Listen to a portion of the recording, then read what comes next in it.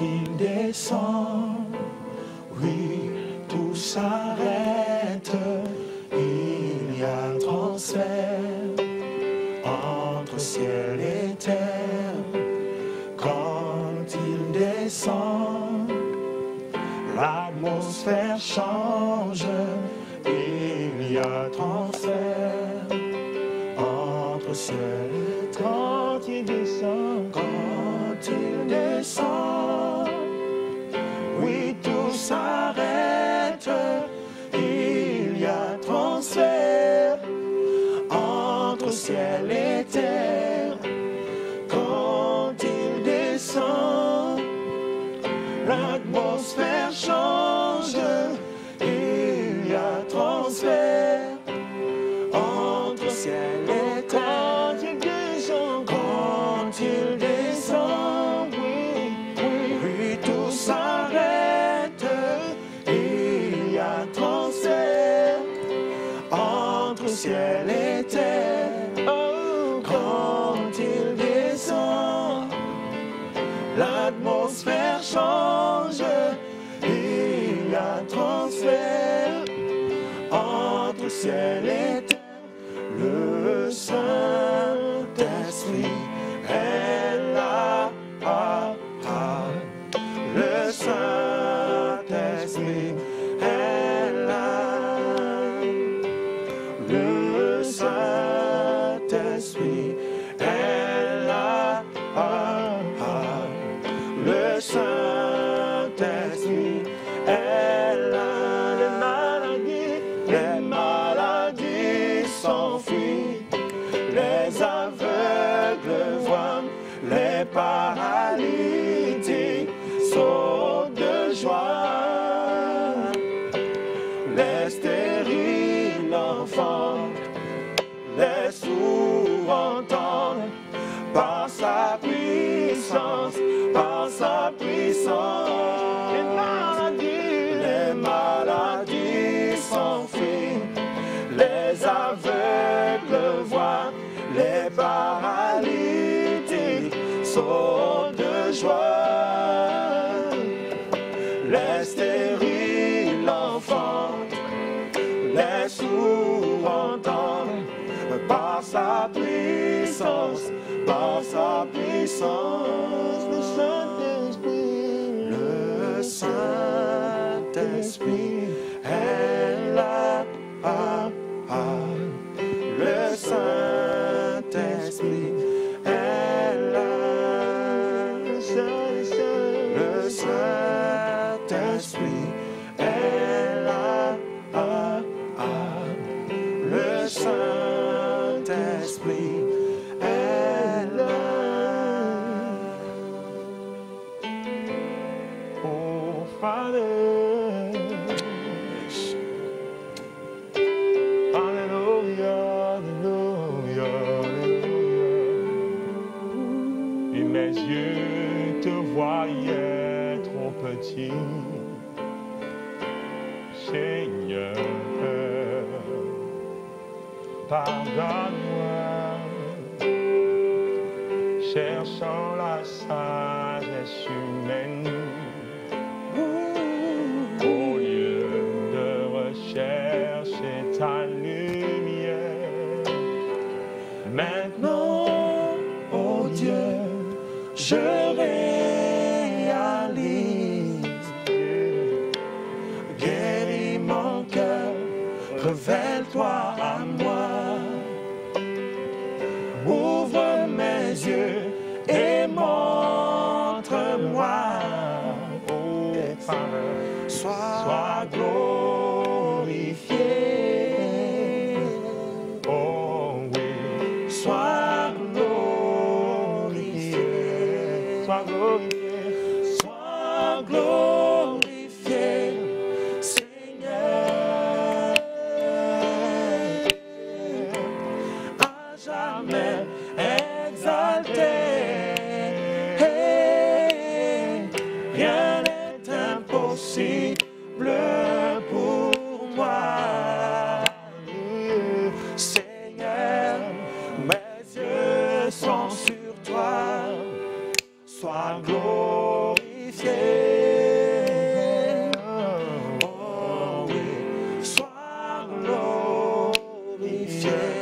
glorifié, sois glorifié, Seigneur.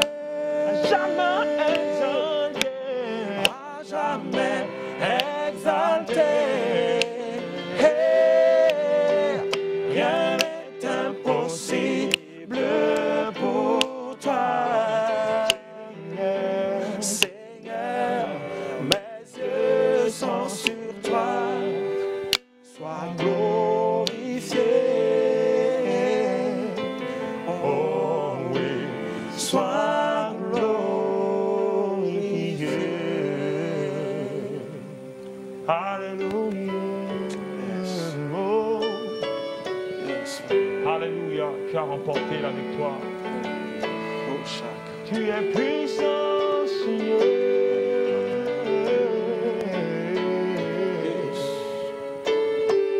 Oh, Holy Spirit, worship you, Lord.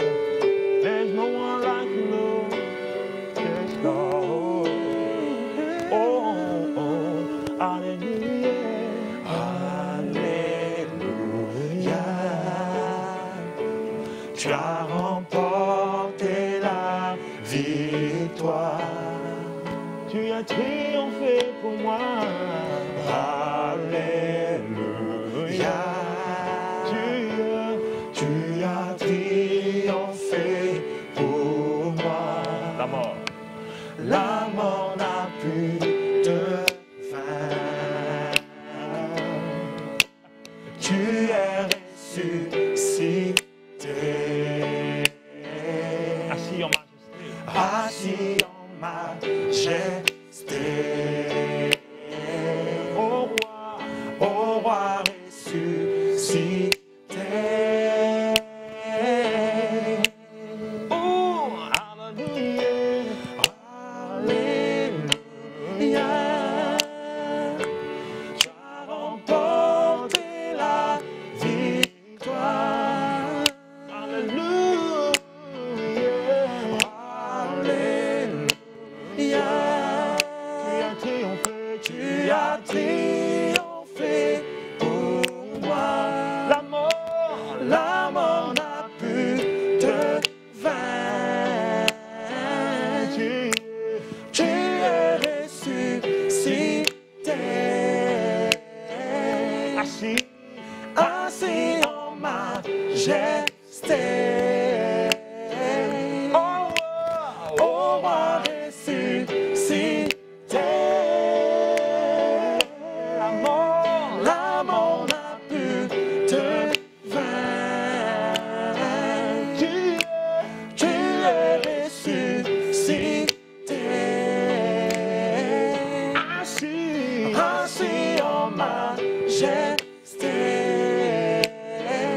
Ô roi ressuscité.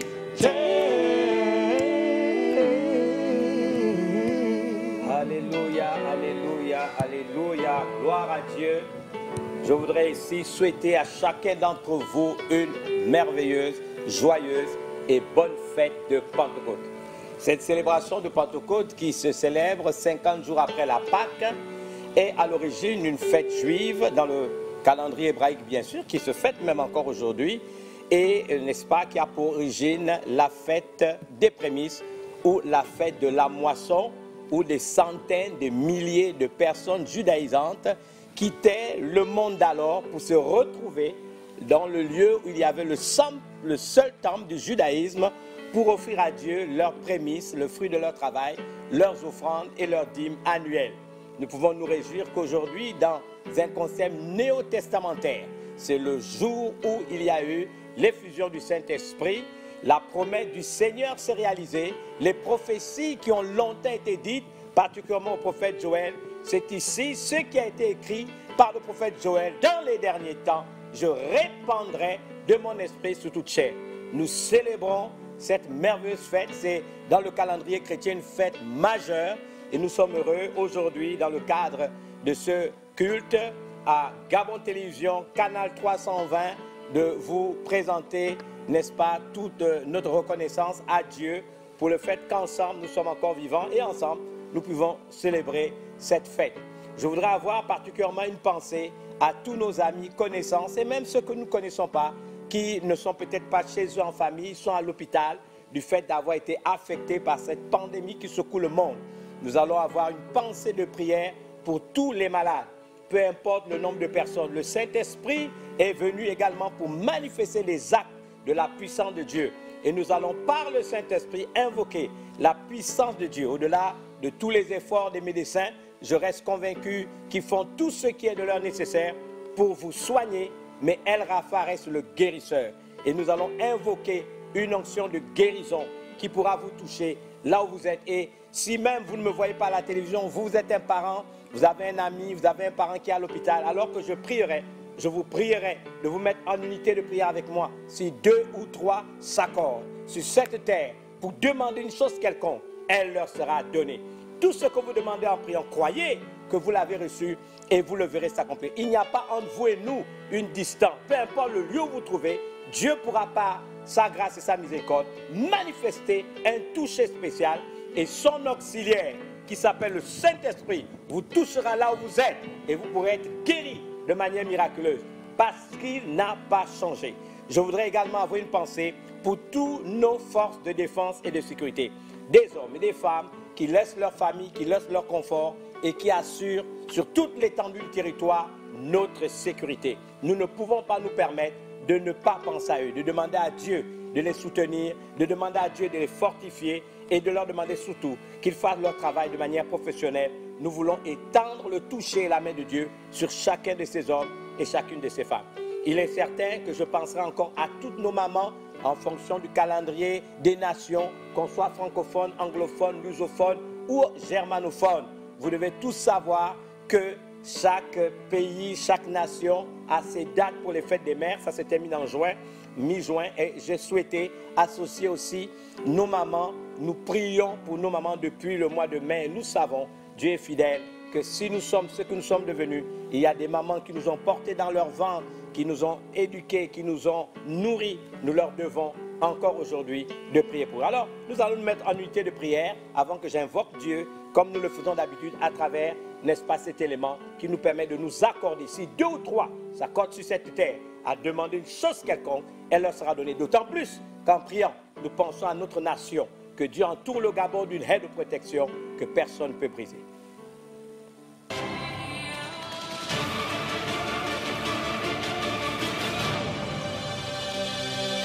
Règne, ô Dieu, sur le Gabon ta demeure, sur ton centre spirituel d'Afrique, Seigneur.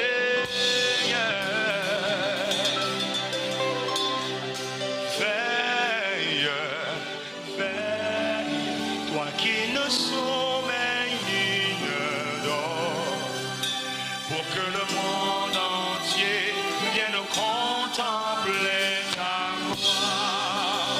Au Gabon, ô Seigneur, étends ta main, toi le prince de paix du Gabon, étends ta main, Seigneur.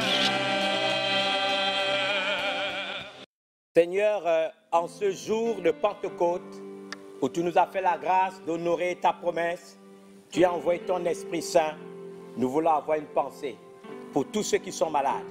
Seigneur, cette pandémie a fait des ravages, mais nous voulons au jour de Pentecôte, Seigneur, t'invoquer et te demander d'envoyer la puissance de ton Saint-Esprit. Le Saint-Esprit qui a donné des charismes, le Saint-Esprit qui a relâché des dons, et le don de guérison qui est un don de puissance. Nous l'avons à notre disposition. C'est toi qui déclares dans ta parole que aspirer aux dons les meilleurs, aspirer à un don, c'est, Seigneur, t'invoquer pour que le don, Seigneur, qui est en phase avec le besoin qui se présente devant nous, puisse s'activer et être en bénédiction à ceux qui en ont besoin. J'élève ma voix afin que, Seigneur, un esprit de guérison soit libéré, relâché partout où il y a des hommes, des femmes, des jeunes, des vieux, malades, atteints par cette pandémie ou toute autre maladie. En ce jour de Pentecôte, nous te demandons, Saint-Esprit, d'agir, un toucher sur nos bien-aimés, sur même des personnes que nous ne connaissons pas. nous te prions de vouloir les toucher, de les libérer de l'emprise, de toute forme de maladie, afin qu'ils soient restaurés. Saint-Esprit, comme au jour de la Pentecôte, manifeste-toi, guéris des cœurs, guéris des corps. Oui, comme à l'époque de Paul, qui faisait des miracles extraordinaires, comme à l'époque de Pierre, où même son nombre seulement suffisait pour manifester tes charismes.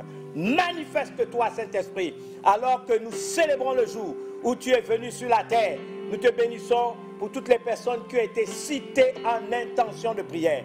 Nous avons pensé à nos mamans, nous avons pensé aux forces de défense et de sécurité, nous avons pensé à tout le personnel médical, nous avons pensé à notre nation. Nous savons que tu es un Dieu fidèle et tu dis toi-même que tout ce que nous demandons en priant, si nous croyons l'avoir reçu, nous le verrons s'accomplir. Saint-Esprit, alors que nous te célébrons aujourd'hui, mon Alléluia va à toi. Reçois avec le Père, le Fils, la louange qui t'est due, le respect qui t'est dû en ce moment de célébration de la fête de Pentecôte. Oh, mon Alléluia T'appartient. Mon Alléluia t'appartient. Chantez-le de tout votre cœur. Mon Alléluia. Faites-le avec nous. Mon Alléluia t'appartient.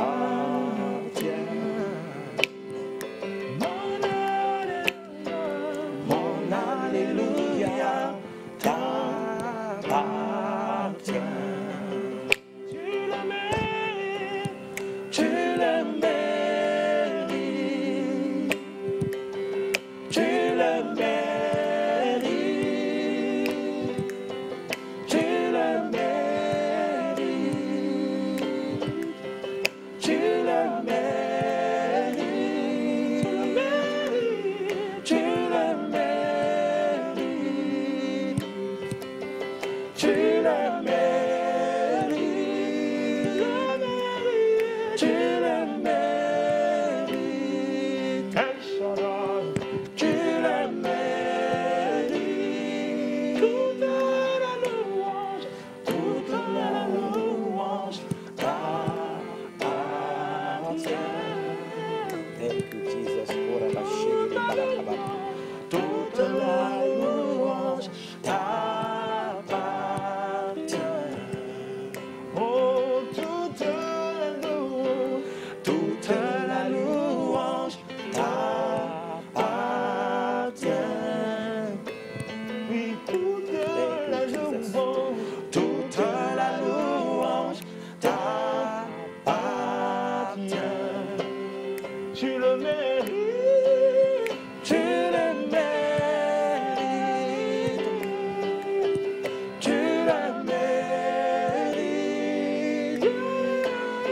tu le mérites, Thank you, Jesus. tu le mérites, Thank you, Jesus. tu le mérites, Yes, Lord. tu le mérites, tu le mérites. Alléluia, alléluia. Thank you, Jesus. Nous sommes donc heureux d'être à nouveau avec vous, chez vous bien sûr, pour célébrer avec vous, depuis ce plateau, la fête de Pentecôte, le jour où le Saint-Esprit est descendu. Vous savez, nous passons par des moments fâcheux, difficiles, à l'échelle des nations, et les uns et les autres ont besoin d'être édifiés. Vous savez, la Bible déclare que la foi vient de ce qu'on entend, et ce qu'on entend vient de la parole de Dieu. Nous sommes dans un temps où beaucoup de choses sont entendues à travers les médias, à travers les réseaux sociaux, et qui effritent et moussent quelquefois notre détermination, notre foi, et surtout notre foi à l'avenir. Pour beaucoup, l'avenir est incertain, les gens ont peur, sont dans la psychose. Mais j'aimerais vous dire une chose, la foi vient de ce qu'on entend, et à travers cet élément, nous avons souhaité vous booster, vous encourager et vous rappeler que Dieu ordonne que vous soyez puissants. Je vous prie de suivre cet élément pendant à peu près 6 minutes pour vous booster avant que nous puissions entrer dans le fond du message que nous avons pour cette Pentecôte 2020. Soyez bénis, shalom. Nous sommes dans des temps où nous devons être capables de relever les défis qui se présentent devant nous. Et l'un des défis, c'est faire face à des situations, à des épreuves et à des événements ou circonstances difficiles qui veulent nous intimider. Nous avons en nous le pouvoir de vaincre les circonstances et décider nous-mêmes de la suite des événements. Et nous avons en nous la possibilité de transformer, n'est-ce pas, notre environnement et avoir la maîtrise de ce que j'appelle notre espace vital. Ce n'est ni par la puissance, ni par la force, mais c'est par mon esprit, dit l'Éternel des armées. Qui es-tu, grande montagne? Devant Zorobabel, tu seras aplani. Il posera la pierre principale au milieu des acclamations. Grâce pour elle. Il nous arrive quelquefois à nous retrouver dans une situation où nous pensons être devant une impasse, devant un défi que nous ne pouvons pas relever. Mais en fait, que se passe-t-il? C'est que le défi tente de vous intimider. Vous voyez le défi et puis quand votre raisonnement s'y mêle, vous avez l'impression que vous ne pouvez pas surmonter cette situation, surmonter cette circonstance. Mais la Bible déclare que nous avons fait une déclaration. Qui es-tu, grande montagne? Tu seras aplani. Vous savez, tout commence par la déclaration. C'est ce qui amène la parole de Dieu à dire ce qui suit. Que le faible dise « je suis fort ». Il est pourtant faible, mais dise « je suis fort ». C'est le premier pas. Vous voulez la force, vous voulez vaincre, vous voulez conquérir. Que devez-vous faire? Commencez à déclarer des choses auxquelles vous croyez. Le Dieu qui appelle les choses qui ne sont pas comme si elles étaient, vous a investi de sa nature, vous a conféré son autorité, vous a conféré, n'est-ce pas, sa royauté, symbole d'autorité. À tous ceux qui l'ont reçu, à tous ceux qui croient en son nom, Dieu leur a donné le pouvoir de devenir enfant de Dieu. Enfant de Dieu, ce n'est pas un titre, ce n'est même pas, on va dire, une fonction. Il est question d'autorité. Moi, j'aime le principe de la déclaration. La montagne, c'est l'obstacle. La montagne, c'est le défi. La montagne, c'est l'épreuve. La montagne, on va dire, c'est l'impasse. Vous devez pouvoir identifier ce qui fait obstacle à la manifestation de votre destinée, à la réalisation de vos rêves. La Bible dit, si quelqu'un dit à cette montagne, hâte-toi de là, jette-toi dans la mer. La Bible déclare, et s'il ne doute point dans son cœur, mais croit que ce qui lui arrive, vous devez regarder le problème dans les yeux et vous devez déclarer, dire à la montagne. Cette montagne a un nom. Ça peut être la maladie, ça peut être la pauvreté, ça peut être les épreuves, ça peut être les tempêtes de cette vie, ça peut être des pluies et des vents contraires à la manifestation de la gloire de Dieu sur votre vie ou de votre destinée. Mais vous avez le pouvoir de déclarer à la montagne. Si quelqu'un veut dire n'importe qui d'entre nous, cela n'est pas réservé aux apôtres, cela n'est pas réservé aux prophètes, cela n'est pas réservé aux évangélistes, aux pasteurs, aux docteurs, non, ni aux bishops ou aux tribishops. La Bible déclare, si quelqu'un, si tu crois en Jésus-Christ, tu as fait de Jésus ton Seigneur et Sauveur personnel, si tu crois en lui et que tu marches conformément aux principes qui sont dans ta parole, si quelqu'un, quiconque, dit à cette montagne, qu'il a identifié, ôte-toi de là, jette-toi dans la mer. Et quel est le processus? Si tu crois que ce que tu dis arrive, parce que tu as de mélanger à de la foi, ta déclaration, la prière a été inventée, et même la déclaration pour être exaucée. Jésus a été élevé, il est assis à la droite de Dieu le Père, et à la droite de Dieu le Père, à la position de toute autorité.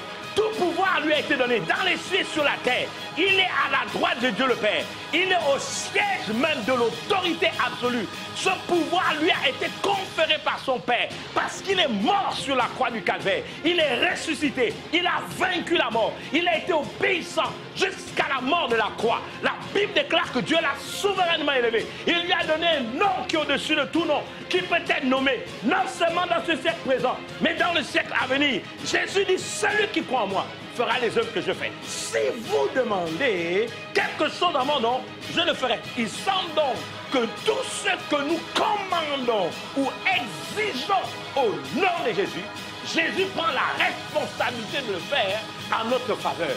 Quelle bonne nouvelle! Il nous faut commander face à des montagnes qui s'élèvent contre nous, face à des défis qui nous sont insurmontables. Dans les temps comme les nôtres, où la psychose a pour but de nous faire chuter, l'heure est venue de se lever, de faire des déclarations, de commander, d'exiger au nom de Jésus. Que se passe-t-il? Si vous intercédez, vous êtes dans le droit de demander à Dieu le Père au nom de Jésus. Comment Jésus a signé le chèque de ta destinée en criant sur la croix, tout est accompli. Ses promesses sont en droit de se réaliser pour toi. Alors lorsqu'il s'agit d'intercéder, d'implorer, de prier, de supplier, tu le fais à Dieu au nom de Jésus et Dieu le Père est tenu de le faire. Ayez recours à la prière. Mais la prière ne suffit pas. Il faut commander. Permettez-moi de vous dire, après cette pandémie, la vie continuera toujours. Ta destinée est plus grande que les événements par lesquels nous passons. Tu dois te focaliser sur les choses que Dieu a attachées à ta vie. Il a pour toi des plans de paix et non de malheur. C'est le même Dieu qui déclare dans sa parole, je t'ordonne que tu sois puissant. Tu n'as pas le droit d'être faible. Tu n'as pas le droit de céder. Tu n'as pas le droit de tomber. Tu n'as pas le droit de chuter. Tu n'as pas le droit d'être rétrograde. Lève-toi et au nom de Jésus, parle. Si ta vie, elle est établie sur les fondations du rocher des siècles qu'est Jésus, alors tu arriveras au port désiré. Alléluia. Thank you, Jesus. Seigneur, nous te remercions pour cet élément et nous prions que cet élément puisse édifier. Tu as dit la foi vient de ce qu'on entend et ce qu'on entend vient de la parole de Dieu. Je te demande humblement de faire en sorte que ma bouche soit aussi habile que la plume dans la main d'un écrivain afin que je sois capable d'être en bénédiction, Seigneur, à tous ceux qui nous font la grâce d'écouter ce message depuis ses yeux et peu importe le lieu où se trouve. Seigneur, tout cela pour la seule et unique gloire de ton nom. Amen. Je suis très heureux d'être avec vous et nous allons en quelques minutes, il nous reste à peu près 25 minutes, de partager avec vous ce message sur qui vous conseille. Qui vous conseille en m'appuyant sur un psaume, un merveilleux psaume, c'est le psaume 16, versets 7 à 11. La Bible déclare, je bénis mon conseiller. La nuit même, mon cœur m'exhorte. J'ai constamment l'Éternel sous mes yeux. Quand il est à ma droite, je ne chancelle pas. Aussi mon cœur est dans la joie, mon esprit dans l'allégresse, et mon corps repose en sécurité.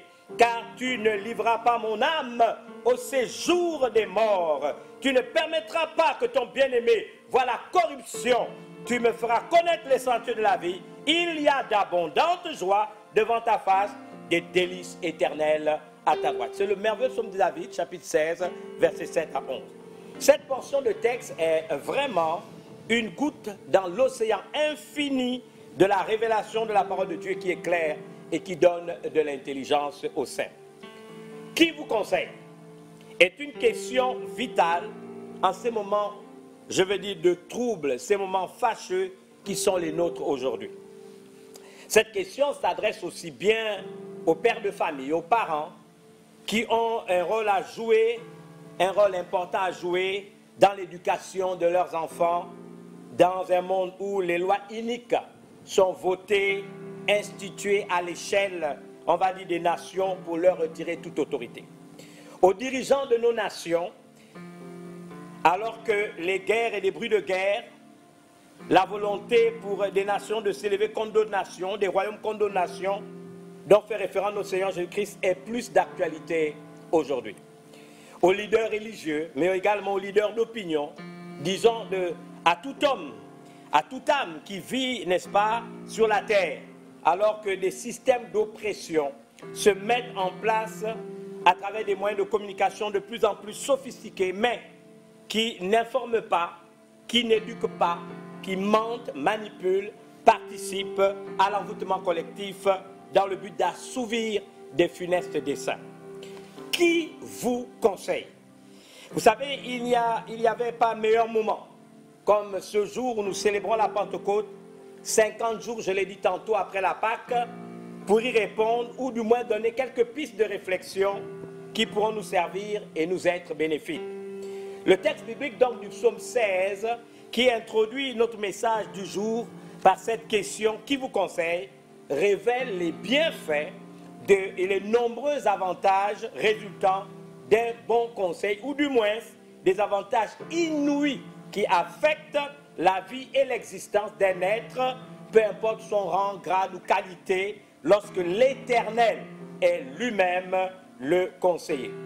De manière permanente, quand vous observez ce psaume, puisqu'il dit « Le soir même, mon cœur m'exhorte », de manière permanente, nuit et jour, une réflexion continuelle s'opère en lui pour redresser ce qui est courbé. C'est littéralement la signification du mot exhorter. Mon cœur m'exhorte. Quand Dieu est le conseiller, alors de manière permanente, vous savez, on peut faire la part des choses. Ça, c'est pas bon, ça, c'est bien, ça, c'est à faire, ça, c'est à promouvoir, ça, c'est à poursuivre. Et donc, le cœur exhorte parce que Dieu est le conseiller et il peut nous aider à redresser ce qui est courbé, à poursuivre ce qui est bon et arrêter ce qui est mauvais. Alors, la conscience du regard de Dieu sur la vie d'un tel être est constant.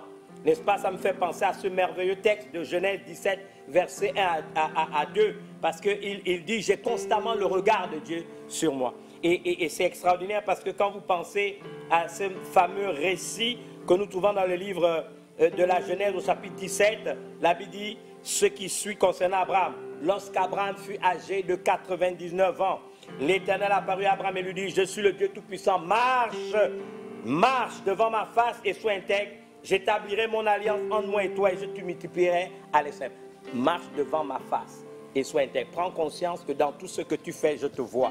Prends conscience que mon regard est sur toi. Sois intègre. Et il n'y a pas de limite quant à ma manière de vouloir te bénir jusqu'à l'infini. Ça, c'est extraordinaire. La troisième chose, c'est qu'il dit la droite. Il parle de la droite. Et si vous remarquez, ici encore, vous savez, il y a beaucoup d'expressions. Quand il est à ma droite, il parle de ce conseiller. Je ne chancelle pas, je ne chute pas, je ne tombe pas. La droite suppose un rôle majeur que le conseiller qu'il a, n'est-ce pas, joue, n'est-ce pas, en sa faveur. C'est une aide qui apporte force, réconfort, stratégie du fait de cette présence permanente.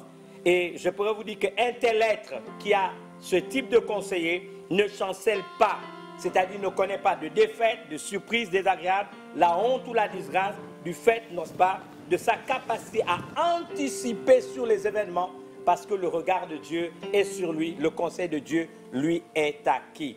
Et ensuite, il parle d'autres choses extraordinaires, à part le fait d'avoir ce conseiller à sa droite. Il dit aussi, mon cœur est dans la joie, mon esprit dans l'allégresse, et mon corps repose en sécurité. Et ça, c'est extraordinaire. La paix, le bonheur, la joie, la sécurité sont son partage, ou le partage d'un tel être, du fait qu'il est dispensé des formes de corruption morale comme de corruption spirituelle. Et en fait, il parle de l'abondante vie, n'est-ce pas, dont il jouit, la vie abondante, et donc le lot, n'est-ce pas, c'est le délice, n'est-ce pas, de ceux qui ont ce type de conseil divin qui affecte de manière évidente la vie d'un tel être. Ce qui m'amène à pouvoir expliquer, parce que nous sommes le jour de la Pentecôte, qui est ton conseiller, vous suggérer que nous avons la possibilité d'avoir un bon conseiller. La Bible, dans un principe néo-testamentaire, a traduit, n'est-ce pas, le nom de ce conseiller par le Paraclet. Le Paraclet, donc, c'est le Saint-Esprit. La venue du Saint-Esprit sur la terre a été l'accomplissement donc d'une promesse formelle de notre Seigneur Jésus-Christ aux siens. Et si vous voulez le comprendre, je voudrais ici dire que cela est donné à tout le monde. Parce que Pierre, le premier des apôtres, va jusqu'à dire que cette promesse s'étendait à toutes les générations d'hommes et de femmes dans le temps et dans l'espace. Et en tout cas, peu importe le statut, la condition sociale, le rang, le grade, la qualité, la nationalité. Si vous avez des doutes, il suffit de retourner dans le merveilleux texte, après le jour de la Pentecôte, d'Actes des Apôtres chapitre 2, je me limiterai au verset 38 à 40. Pierre leur dit, répandez-vous, changez de vie, faites votre face, c'est ce que ça veut dire. Et que chacun de vous soit baptisé au nom de Jésus-Christ pour le pardon de ses péchés. Et il ajoute, et vous recevrez le don du Saint-Esprit. C'est un don, c'est un privilège, c'est un cadeau. Vous recevrez le don. Ce conseiller qu'on appelle Paraclet peut venir à vous. Vous recevrez le don du Saint-Esprit. Et il dit, ce qui est extraordinaire, car la promesse est pour vous. Il s'adressait à des gens qui étaient en face de lui. Il semble qu'ils étaient 3000 ce premier jour où Pierre a prêché. Il dit, cette promesse est pour vous. Il parle à ces 3000 personnes qui ont entendu ce bruit et qui sont allées vers la chambre haute. Cette promesse est pour vous. Il ajoute pour vos enfants, donc les enfants de ceux qui étaient en face de lui. Et pour tous ceux qui sont au loin, y compris en Afrique, y compris au Gabon. Et il ajoute, en aussi grand nombre que le Seigneur Dieu les appellera. Et par plusieurs autres paroles, il les conjurait et les exhortait, disant, sauvez-vous de cette génération perverse. Ce qui est très intéressant dans le texte, c'est qu'à la fin, on dit, sauvez-vous de cette génération perverse. Nous sommes dans un monde pervers et corrompu. Et nous devons nous sauver de cette génération perverse, de la pensée économique moderne qui est un mensonge. Le système de ce monde est un système unique. Et on nous dit, sauvez-vous de cette génération perverse.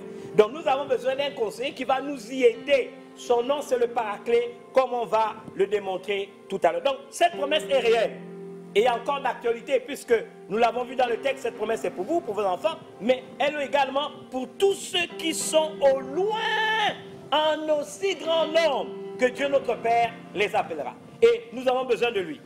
Donc cette promesse est réelle et encore d'actualité aujourd'hui pour nous sauver de cette génération perverse, des stratagèmes, d'une oligarchie composée de psychopathes qui veulent régir ce monde. Et nous voyons les effets de leur ineptie aujourd'hui dans le monde. Regardez ce qui se passe à l'échelle des nations. Je voudrais qu'on y médite un instant. À partir d'une réflexion d'une minorité de personnes, on met un laboratoire dans un pays, on le finance. On finance le laboratoire, on manipule des virus. Ils échappent, ils atteignent tout le monde et regardez les dégâts. Parce que derrière, il y a des projets funestes. Nous avons besoin, permettez-moi de vous dire, de la personne du Saint-Esprit comme conseiller. C'est le rôle qui lui a été assigné par le Seigneur pour qu'en son lieu et place, il se substitue à Jésus comme le Paraclet. C'est-à-dire l'aide, l'avocat, le conducteur, le conseiller, le défenseur, le guide et l'inspirateur. Nous avons besoin. Vous savez, je fais partie des prédicateurs qui pensent que si le message de l'Évangile ne peut pas être traduit et expliqué, n'est-ce pas, dans les temps d'aujourd'hui, par rapport aux défis présents qui sont les nôtres aujourd'hui, nous n'avons rien à vous dire. Et donc, on fête la Pentecôte. Je veux vous donc dire que c'est la venue du Saint-Esprit et que ce Saint-Esprit a un rôle à jouer. Ce n'est pas un truc qui est lié au pasteur, à l'apôtre, n'est-ce pas, au prophète, à l'évangile, pasteur, docteur, bishop et tous les titres qu'on peut se donner. Cette promesse est pour vous, pour vos enfants, pour tous ceux qui sont au loin, en aussi grand nombre que notre Dieu les appellera. Tu peux aujourd'hui faire une expérience avec le Saint-Esprit. Premier texte néo-testamentaire que je voudrais relire dans les évangiles, c'est Jean 14, 16 et verset 26. C'est Jésus qui parle. Il dit, et moi, c'est Jésus qui parle. Et moi, il dit, je prierai le Père et il vous donnera un autre consolateur afin qu'il demeure éternellement avec vous. Moi, je vais partir, je vais mourir, ressusciter, m'élever, aller à la droite de Dieu le Père. Mais je vais d'abord prier pour qu'il vous envoie un autre consolateur. Ce mot consolateur se traduit par Paraclet, qui veut dire aide, avocat, conducteur, conseiller, défenseur, guide, inspirateur, mais ce qui est extraordinaire, afin qu'il demeure éternellement avec vous. Et il ajoute, mais le consolateur, donc ce Paraclet-là, l'Esprit Saint, il l'identifie. C'est son esprit, l'Esprit Saint, que le Père enverra en mon nom, vous enseignera toutes choses et vous rappellera tout ce que je vous ai dit. Voici pourquoi le consolateur est là. Il doit nous enseigner toutes choses. Il doit nous rappeler des choses que Jésus nous a déjà dit. Donc, le consolateur, le Paraclet, va se substituer à Jésus qui est monté s'asseoir à la droite de Dieu le Père pour prier pour nous, pour que nous ayons une assistance permanente. Il va donc agir en notre faveur dans tous les domaines de notre vie, de notre existence. Question, pourquoi donc nous en priver? Il est capable de nous enseigner toutes choses. Il n'y a pas d'un domaine, n'est-ce pas, de cette vie ou de notre existence qui lui seront cachés. Il a le pouvoir de nous rappeler des choses de la part du Seigneur Jésus-Christ. Ça, c'est extraordinaire. Rappelez-vous déjà qu'en concernant le Seigneur Jésus-Christ, il est écrit, en lui sont cachés tous les trésors de la sagesse et de la connaissance. Rien ne va lui échapper. Il n'est pas ignorant, il est le Paraclet. Il se substitue à Jésus, il devient son auxiliaire. Et en son lieu et place, il va nous conseiller, il va nous aider, il va être notre avocat, notre défenseur, notre conducteur, notre conseiller, notre défenseur, notre guide et surtout notre inspirateur. Le verset 26, je l'ai lu, quand sera venu le consolateur? Je suis maintenant dans Jean 15, 26. Toujours le Paraclet, que je vous enverrai de la part du Père. Il appelle ça l'esprit de vérité. Qui vient du Père, il rendra témoignage de moi. D'abord, c'est un esprit de vérité. Nous sommes dans l'ère du mensonge institutionnalisé. Je ferai référence à des exemples très simples. Ce matin, dans un premier service en ligne direct, je disais aux gens, mais si je lis un journal, si je vois une information à l'intérieur, ou même dans les réseaux sociaux, aujourd'hui, même les chrétiens sont épidermiques, c'est-à-dire on réagit de manière épidermique. Plus personne n'a le réflexe de se souvenir que tous ceux qui sont conduits par l'Esprit sont fils de Dieu. Personne n'a le réflexe de se dire, je me mets à côté, Seigneur, j'ai lu cet article, cet esprit, est-ce que c'est la vérité? On peut raconter une histoire, on peut mettre des fake news, et puis tout de suite c'est pris pour la vérité. Même lorsqu'on veut défendre légitimement nos droits ou accéder à la vérité, alors c'est Facebook qui nous enseigne, c'est Messenger qui nous enseigne, c'est WhatsApp qui nous enseigne, c'est Telegram qui nous enseigne, c'est Instagram et tout le reste, ce sont les réseaux sociaux. Il n'y a plus ce réflexe. Je parle au ministre du culte. Quelquefois j'ai honte quand je vois des plateformes, soi-disant des chrétiens, mises en place même par des ministres du culte, qui réagissent exactement en oubliant que la première chose, le Saint-Esprit est capable de nous dire. Le Saint-Esprit est capable. Il a dit, celui qui n'a pas l'Esprit de Dieu, il ne lui appartient pas non plus. Je ne peux pas, moi, me baser sur une information parce qu'elle est dans un journal. Je vais peut-être lire tous les journaux, je vais faire la part des choses avec mon intelligence, mais j'ai un plus, le paraclet.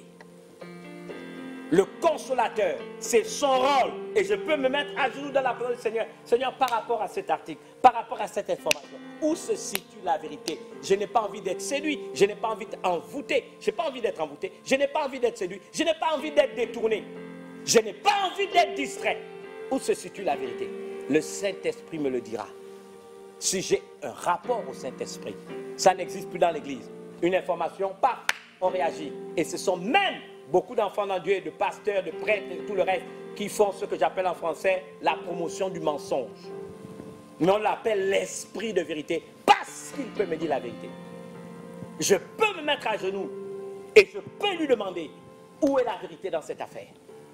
Vous voyez, c'est un exercice de discipline chrétienne. Et Jean 15, j'aime bien ça, verset 26. Quand il sera venu, le consolateur, que je vous envoie la paix de paix, l'esprit de vérité, qui vient du Père, il dit, il rendra témoignage de moi. Il est important de savoir ce que veut dire, il rendra témoignage. Il rendra témoignage ici, du grec biblique maturéo, c'est un mot très spécial, maturéo. Et maturéo, n'est-ce pas, fait ressortir l'idée d'authentifier, d'attester la vérité des choses qui nous sont révélées ou inspirées par le Seigneur à travers son Esprit Saint. Je vais vous parler du témoignage d'un de mes oncles. Et c'est un homme qui est pour moi aussi un de mes mentors. C'est un leader majeur dans sa communauté. Il a été, et il se reconnaîtra, sans citer son nom, mais il a été, et certains le reconnaîtront même, fondé de pouvoir dans une des grandes banques du Gabon. Et mon oncle, qui est aujourd'hui un grand leader majeur, président d'une grande communauté, et qui est pour moi un mentor, parce qu'il faut que je le reconnaisse, quand il était fondé de pouvoir, il s'est fait inviter après le travail par une de ses collègues. La collègue a demandé donc à la fin du travail qu'il aille chez lui et qu'il revienne. Elle allait organiser un anniversaire, en fait une fête en l'honneur des collègues, ils allaient manger ensemble, je ne sais pas où. Et lui, il est rentré chez lui. Et même quand il n'était pas encore à plein temps dans le ministère, c'était déjà un homme de prière et un bon prédicateur puissant. Alors il s'est mis à genoux et juste se préparant pour aller à la fête et bien habillé, prêt pour aller à la fête, il s'est mis à genoux et il a prié avant d'y aller, comme on le fait tous. Seigneur, voilà, maintenant je vais aller à la... Et pendant qu'il priait pour y aller, le Saint-Esprit lui a dit, tu ne bouges pas et tu restes en prière. Et, Seigneur, tu ne bouges pas, tu restes en prière. Il n'est plus allé à la fête, il a prié toute l'après-midi, plutôt la soirée. Il n'est plus allé à son rendez-vous, il s'est couché. Et le lendemain matin, en allant au travail, quelle était sa surprise? Sa collègue lui a exactement dit ceci. Je crois que tu es un homme de Dieu, parce que j'avais préparé un poison pour te tuer. Qu'est-ce qu'il avait sauvé? Le paraclet lui avait parlé. Le paraclet, le conseiller, le Saint-Esprit dont il a su reconnaître la voix, lui a dit tu ne bouges pas. Il avait fini son travail, il s'était habillé, il était prêt pour partir. Cette femme avait préparé, pour nous ne savons pour quelle raison que ce soit, nous ne pouvons même pas imaginer pourquoi. Il y a déjà longtemps, il serait mort aujourd'hui s'il n'avait pas écouté la voix du Saint-Esprit qui lui a dit clairement. Plusieurs fois cela m'est arrivé. Je me souviens, j'étais jeune, j'étais à Oyem et j'étais à côté du cinéma, n'est-ce pas, parlant du marché actuel, et le dos adossé sur un poteau électrique. Et j'ai entendu au plus profond de moi la voix de cet esprit me dit clairement, dégage de là. Et j'étais là en train de continuer. J'ai entendu une deuxième fois, dégage de là. Et quand la voix du Saint-Esprit est devenue plus autoritaire, dégage de là. J'ai juste fait un pas en me dégageant. Et vous savez ce qui s'est passé? Un jeune homme avait perdu le contrôle de sa voiture et a tamponné le poteau. Je n'aurais pas reconnu cette voix et je ne l'aurais pas obéi. Je serais peut-être mort sur le champ parce que quelqu'un perdait le contrôle de son véhicule et venait de tamponner ce poteau. C'est un exemple que je vous donne. C'est quoi le paraclet? C'est notre aide. C'est extraordinaire. Notre avocat, notre conducteur, notre conseiller, notre défenseur, notre guide.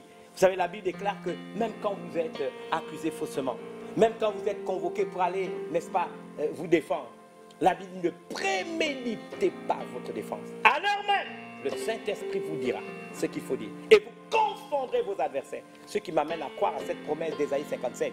Toute langue qui s'élèvera en justice contre toi, tu la condamneras. Yes. C'est extraordinaire. Là, le paraclet est capable de faire cela. J'aimerais avancer encore avec vous, vous donner quelques exemples.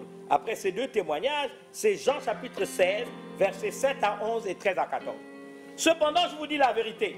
Il vous est avantageux que je m'en aille, car si je ne m'en vais pas, le consolateur ne viendra pas vers vous, mais si je m'en vais, je vous l'enverrai. Car, et quand il sera venu, il convaincra le monde en ce qui concerne le péché, la justice, le jugement.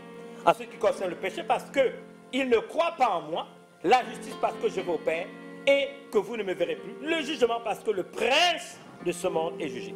Quand le consolateur sera venu, l'esprit de vérité, il vous conduira dans toute la vérité, car il ne parlera pas de lui-même, mais il dira tout ce qu'il aura entendu et il vous l'annoncera les choses à venir. Il me glorifiera parce qu'il prendra de ce qui est à moi et vous l'annoncera. Ça, c'est extraordinaire. Pour bon nombre de gens qui sont dans notre communauté, ils savent que depuis le mois de septembre 2019, j'ai osé dire sur l'autel que 2020 s'ouvrait une nouvelle fenêtre. Même le prédicateur que je suis, ayant entendu la voix de Dieu, par son esprit, je l'ai dit avec zèle, je l'ai dit avec courage et même avec fierté, mais sans savoir ce qu'il y avait à l'intérieur du package. Parce que moi-même, je suis étonné de ce que nous vivons. Pas trop étonné, mais si j'avais imaginé avec force et détail ce que nous vivons aujourd'hui. Vous savez, quelquefois, quand je vois mes chiens, j'ai l'impression que mes chiens se moquent de moi. Vous savez, on a l'habitude, moi j'ai des gros chiens, ils ont des muselières, et maintenant quand je sors le matin, il faut mettre, n'est-ce pas, son masque. Et quand je vois, j'ai l'impression qu'ils me regardent comme ça, comme pour me dire, eh bien dis donc, maintenant tu m'as remplacé. Le monde a shifté. Vous devez en prendre conscience. Et quelquefois, ça m'étonne. Le monde a véritablement shifté.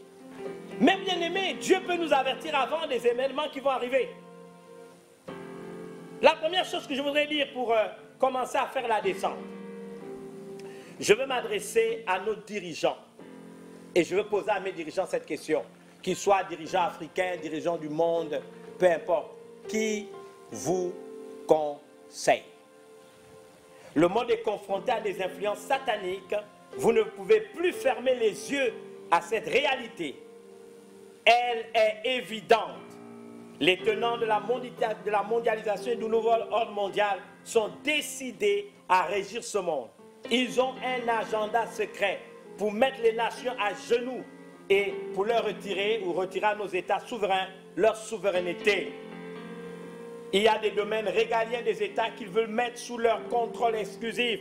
La santé, l'éducation, la reproduction de la vie, l'économie. Ils y sont même déjà parvenus en tuant l'économie réelle et en instituant l'économie virtuelle. Ils veulent régir la politique et les institutions qu'ils ont infiltrées. Ils peuvent aujourd'hui déstabiliser un État, discréditer les dirigeants, utiliser des moyens colossaux dont ils disposent pour libérer les chiens enragés, des médias à leur solde, les moyens de pression qui sont les leurs à travers de nombreuses organisations sociales, associations et activistes créés par eux pour mettre en œuvre le chaos créateur qui par flux tendu et de manière continue peuvent instituer un mensonge en vérité, des montages grotesques en information véridique à l'échelle mondiale. Ils peuvent le faire. Vous pouvez vous aussi faire appel au paraclet. Le Saint-Esprit peut vous aider à convaincre le monde de péché, de justice et de jugement. Le Saint-Esprit peut le faire. Le Saint-Esprit peut vous conduire dans toute la vérité, vous aider à anticiper sur les événements à venir, vous avertir d'un danger vous inspirer de bonnes décisions, vous donner du discernement et une sagesse sans pareil pour faire face aux impasses d'aujourd'hui, pour relever les impasses d'aujourd'hui. Bien-aimés, j'aimerais vous dire quelque chose. Dans Genèse 41, nous avons un récit qui concerne Joseph. Pharaon, qui était le monarque, fait un songe.